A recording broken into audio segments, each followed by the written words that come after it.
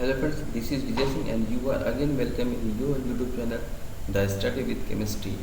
आज मैं आपकी केमिस्ट्री सब्जेक्ट का सेकंड चैप्टर जो कि इलेक्ट्रोकेमिस्ट्री है, आज मैं उसे स्टार्ट करूँगा।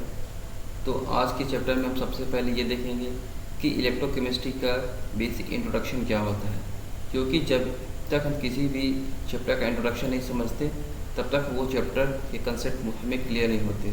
तो आज की क्लास में हम सबसे पहले देखेंगे कि इलेक्ट्रोकेमिस्ट्री का ये जो बेसिक कंसेप्ट है और इसके कुछ इंपॉर्टेंस देखेंगे, क्योंकि जब तक इंपॉर्टेंस नहीं देखते हैं तब तक उसके कुछ में इंटरेस्ट नहीं आता कि चैप्टर पढ़ना है या नहीं पढ़ना है।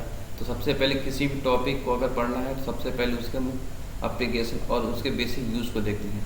तो आज की क्लास में हम देखेंगे बेसिकली इलेक्ट्रोकेमिस्ट्री है क्या और इलेक्ट्रोकेमिस्ट्री के कुछ एप्लीकेशन क्या है। तो आइए स्टार्ट करते हैं। First topic electrochemistry. तो इलेक्ट्रोकेमिस्ट्री को बेसिकली हम पहले क्लियर करते हैं कि electrochemistry is defined as that branch of chemistry which deal with the study of the production of electricity from the energy that is release during the spontaneous chemical reaction and the use of electrical energy to bring about non spontaneous chemical reaction. Okay, यानी कि electrochemistry जो chemistry का एक ऐसा branch है जिसमें कि हम इलेक्ट्रिसिटी का प्रोडक्शन करते हैं, किसके थ्रू? केमिकल रिएक्शन से जो एनर्जी रिलीज होती है उसके थ्रू। यानी कि ये कोई केमिकल रिएक्शन होगा किसी सबस्टांस का, इससे जो एनर्जी रिलीज होगी इसे ही हम कन्वर्ट करेंगे क्या? इलेक्ट्रिसिटी में। ओके, यानी कि जब हम किसी केमिकल रिएक्शन को इन्वॉल्व कराएंगे तो उससे जो एनर्जी रिलीज होगी तो उस एनर्जी को हम इलेक्ट्रिसिटी में कन्वर्ट कर देंगे। तो इसी प्रोसेस को बोलते हैं इलेक्ट्रोकेमिस्ट्री, या इस ब्रांच को बोलते हैं इलेक्ट्रोकेमिस्ट्री। ओके, ठीक। And the use of electrical energy to bring about non spontaneous chemical reaction, और इस एनर्जी को हम नॉन स्पॉन्टेनियस में लाते हैं, यानी नॉन स्पॉन्टेनियस मतलब ये वापस इसमें कन्वर्ट नहीं करेंगे फिर। ठीक है, यानी इस तरीके से इलेक्ट्रोकेमिस्ट्री को पहले हम डिफाइन करते हैं। ओके, ठीक है। अब हम देखेंगे कि कुछ इलेक्ट्रोकेमिस्ट्री में कुछ ऐसे टर्म्स आते हैं जो कई बार रिपीट होते हैं, उसे हम क्लियर करते हैं। तो ये दो टर्म है कंडक्टर एंड नॉन कंडक्टर। इनके नॉलेज तो आपको लोअर क्लास में होंगे ही, लेकिन हम यहाँ थोड़ा उसके स्टैंडर्ड फॉर्मेट को देखेंगे। तो सबसे पहले देखेंगे कंडक्टर क्या होते हैं। दो substance which allow electric current to flow through them are called conductor. Okay, यानी कि जिस भी सबस्टांस से करेंट पास हो ऐसे सबस्टांस को हम बोलेंगे कंडक्टर। जैसे है एग्जांपल में लेते हैं कुछ iron, gold, silver, graphite and salt solution. Okay, अब नॉन कंडक्टर क्या होते हैं? दो substances which don't allow electric current to pass through them are called non conductor और insulator, like wood, plastic, glass, rubber etcetera. तो ये जो term है इन्हें तो आप लोअर क्लास में जानते ही हैं, लेकिन तब भी मैं इन्हें रिपीट करता हूँ ताकि ये आपको कहीं भी डाउट ना आए। ओके, अब हम इसके थोड़ा आगे बढ़ते हैं तो देखते हैं कंडक्टर बेसिकली टू टाइप्स के होते हैं। यानी कि आपको कंडक्टर पता है, नॉन कंडक्टर पता है, लेकिन कंडक्टर के टाइप्स नहीं पता। फर्स्ट टाइप्स को बोलते हैं electrolytic conductor and second types को बोलते हैं मेटालिक कंडक्टर। ओके, यानी कि कंडक्टर किसी बेसिस पे टू टाइप्स के होते हैं, on the basis of moving electron, यानी इलेक्ट्रॉन के बिहाफ पे कंडक्टर को टू टाइप्स में डिवाइड कर देते हैं। First electrolytic conductor and second metallic conductor. तो सबसे पहले देखेंगे हम कि मेटालिक कंडक्टर क्या होते हैं। ओके, तो दिस कंडक्टर कंडक्ट इलेक्ट्रिसिटी और electric current by movement of electron without undergoing any chemical change during the process. Okay, यानी कि मेटालिक कंडक्टर ऐसे कंडक्टर होते हैं जो इलेक्ट्रिसिटी का प्रोडक्शन करते हैं, ठीक, बाय मोमेंट ऑफ इलेक्ट्रॉन, यानी कंडक्टर में जो इलेक्ट्रिसिटी फ्लो होती है किसकी वजह से होती है? वो इलेक्ट्रॉन्स की वजह से होती है। ओके, ठीक। This conduct electricity in both solid as well as molten state, यानी कि मेटालिक कंडक्टर में जो इलेक्ट्रिसिटी फ्लो होती है वह सॉलिड स्टेट में भी हो सकती है और मोल्टन स्टेट में भी हो सकती है। एग्जाम्पल में लेते हैं all the metal and graphite. Okay, अब इलेक्ट्रोलाइटिक क्या होता है? दो substance which conduct electricity only when they are present in aqueous solution। Okay, यानी कि इलेक्ट्रोलिटिक होने के लिए सॉल्यूशन को यानी सबस्टांस को बेसिकली सॉल्यूशन फेस होना चाहिए and not in solid form और कॉल्ड इलेक्ट्रोलाइट्स। यानी कि जो सबस्टांस सॉल्यूशन फेस में इलेक्ट्रिसिटी पास करते हैं या कराते हैं ऐसे सबस्टांस को इलेक्ट्रोलाइट्स कहते हैं। ठीक, this conduct electricity bye movement of ion. यानी कि इलेक्ट्रोलाइट्स में जो इलेक्ट्रिसिटी प्रोवाइड होती है, पास होती है, किसकी वजह से होती है? आयंस की वजह से होती है।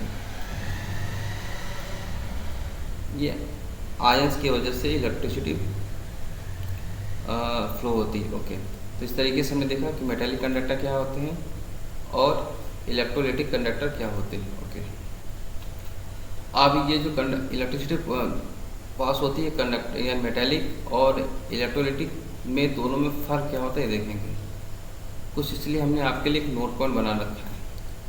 For substance to conduct electricity it must either have free electron और ion, okay, which carry electricity with them. ठीक, यानी जो भी सबस्टांस इलेक्ट्रिसिटी पास करे उनमें कम से कम या तो फ्री इलेक्ट्रॉन होना चाहिए या तो आयंस होने चाहिए। Electrolyte neither have the free electron not free ion in solid state, okay, although they are ionic compound. यानी कि जो इलेक्ट्रोलाइट्स होते हैं ना ही इसमें फ्री इलेक्ट्रॉन्स होते हैं ना ही आयंस होते हैं, वे एक दूसरे से आयनिक यानी कि एक तरीके के आयनिक बॉन्ड होते हैं और उनके जो मॉलिक्यूल्स होते हैं एक दूसरे से इलेक्ट्रोस्टैटिक बॉन्ड के थ्रू बंधे होते हैं। This is because oppositely charge ions यानी कि पॉजिटिव और निगेटिव की बात कर रहा हूँ, held together by strong electrostatic attraction and are not free to move, okay, यानी स्ट्रॉन्ग इलेक्ट्रोस्टैटिक फोर्स से बंधे होते हैं जिसकी वजह से वो मूव नहीं कर पाते। But when they are dissolve in water the two ions split up become free to move in the solution. यानी कि जब उन्हें किसी सॉल्यूशन में डिसॉल्व कराते हैं, यानी कि वाटर डिसॉल्व कराते हैं के सॉल्यूशन बनाते हैं, तो वे आयन स्प्लिट कर जाते हैं और and they are free to conduct electricity. Okay, example लेते हैं sodium chloride, potassium chloride and sodium sulphate के, ओके, एटसेट्रा। यानी कि ये सभी इलेक्ट्रोलाइट्स हैं। तो इस वजह से जो इलेक्ट्रोलाइटिक होता है और जो मेटालिक कंडक्टर होते हैं उसमें इलेक्ट्रिसिटी पास होती है। अब हम देखेंगे कुछ इलेक्ट्रोकेमिस्ट्री के कुछ एप्लीकेशन, यानी कि इलेक्ट्रोकेमिस्ट्री का यूज़ करके हम कहाँ इसमें यूटिलाइजेशन करते हैं। फर्स्ट लेते हैं electrochemistry has a number of different uses particularly in industry. यानी कि मेनली इसका यूज हम इंडस्ट्री में करते हैं। Okay, and the principle of cells are use to make electrical battery. यानी कि इसका जो मेन प्रिंसिपल है इलेक्ट्रिकल बैटरी के प्रोडक्शन में करते हैं। In science and technology, a battery is a device that store chemical energy and make it available in the electrical form। यानी कि बैटरी का जो बेसिकली यूज होते हैं जिसमें केमिकल एनर्जी के थ्रू हम करते हैं। Battery are made of electrochemical device such as one और more galvanic cell or fuel cell. ठीक, बैटरी जो बने होते हैं वो इलेक्ट्रोकेमिकल सेल से बने होते हैं। यानी कि battery are made of electrochemical devices से बने होते हैं and such as galvanic cell और फ्यूल सेल हो सकते हैं। जो बैटरी होती है, बैटरी इनमें से चाहे गैल्वेनिक किसी के हेल्प से बन सकते हैं। अब ये क्या होते हैं गैल्वेनिक सेल या फ्यूल सेल, इसे हम आने वाले लेक्चर में क्लियर करेंगे। ओके, तो इस तरीके से हमने कुछ इसके एप्लीकेशन को देखा। अब हम स्पेशली जो बैटरी होते हैं तो बैटरी का यूज़ हम कहाँ करते हैं उसे देखेंगे, क्योंकि ये इम्पॉर्टेंट है, क्योंकि इलेक्ट्रोकेमिस्ट्री का मेन पर्पज़ ही है बैटरी। तो बैटरी की यूजेस को हम अच्छे से क्लियर करेंगे।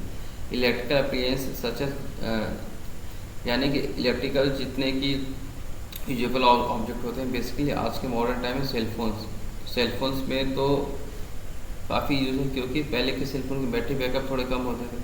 आज के समय एंड्रॉयड यूज़ करते हैं तो उसमें बैटरी अच्छी नहीं होंगी तो सेलफोन भी अच्छा नहीं होगा, इसलिए उसमें हम हर सेलफोन इस पर डिपेंड करता है कि उसका बैटरी बैकअप कितना है। तो आज ये आप ये समझ लो कि सेलफोन में जो बैटरी यूज़ करते हैं वे होती है एल्कलाइन बैटरीज होती है। डिजिटल कैमरा में जो बैटरी होती है लिथियम बैटरीज कहते हैं। हीरिंग एड्स में जो बैटरी होती है सिल्वर ऑक्साइड होती है। और डिजिटल वॉच में भी मरकरी और सिल्वर ऑक्साइड की बैटरी होती है। मिलिट्री एप्लीकेशंस में जो बैटरी यूज़ करते हैं उसे हम थर्मल बैटरीज कहते हैं। इस तरीके से कुछ बैटरी के बेसिक यूज़ किए जाते हैं। सेकेंड इसका मोस्ट इम्पॉर्टेंट यूज़ है इलेक्ट्रोप्लेटिंग। अब इलेक्ट्रोप्लेटिंग पहले होता है कि इसे क्लियर करते हैं। The process of coating an electrically conductive object with a thin layer of metal using electrical current. यानी कि किसी भी ऑब्जेक्ट पे हम इलेक्ट्रिक करंट की वजह से किसी मेटल की पॉलिशिंग कराते हैं या एक दूसरी लेयर ओवरलैप कराते हैं, प्रोसेस कहलाता है electroplating. Okay, the electrolytic cell can be use for electroplating. यानी कि जो इलेक्ट्रोलाइटिक सेल का जो यूज़ होता है इलेक्ट्रोप्लेटिंग में बेसिकली करते हैं। Okay, electroplating is use to give a metal particular properties और फॉर एस्थेटिक का मतलब होता है डेकोरेशन। ठीक, ओके, यानी कि इलेक्ट्रोप्लेटिंग का बेसिकली यूज हम डेकोरेशन के पर्पस में भी करते हैं। ओके, ठीक है। अब इलेक्ट्रोप्लेटिंग का यूज़ करके हम क्या क्या कर सकते हैं, जैसे कि हम कोरिजन प्रोटेक्शन कर सकते हैं कि अगर किसी ऑब्जेक्ट पे कोरिजन ना लगे तो उसके लिए उस पर हम इलेक्ट्रोप्लेटिंग कर देंगे। एब्रेशन एंड वेयर रेजिस्टेंस, यानी किसी मेटल की घिसाई करने में कर सकते हैं। प्रोडक्शन ऑफ ज्वेलरी ऑब्जेक्ट के बनाने में कर सकते हैं। और उसका एक मोस्ट यूज किया करके सकते हैं। आप एज्यूम करिए क्या होगा, हम किसी भी वैक्स के टेबल को लेके यानी किसी भी ऑब्जेक्ट की बनी चीज़ों पे लेके हम उस पर मेटेलिक पॉलिशिंग कर सकते हैं कि आप टेस्ट ही नहीं कर पाएंगे कि ऑब्जेक्ट ये बेसिकली किसका बना हुआ है। ओके, और जैसे कि हमने ये टेबल वैक्स का बना, इस पर हमने कॉपर की पॉलिश कर दी है, और यह जो टीन के बने हैं या किसी ऑब्जेक्ट के बने हैं इसमें हम एल्युमिनियम की पॉलिश कर देंगे तो एल्युमिनियम का कितना बेहतरीन ये सैंपल बन जाता है। ठीक, तो इस तरीके से हमें देखें कि इलेक्ट्रोकेमिस्ट्री के बेसिक यूज़ कहाँ कहाँ होते हैं और किस सेक्टर में होते हैं और किस फील्ड में होते हैं। ठीक, तो आज के लिए बस इतना ही। Thank you very much.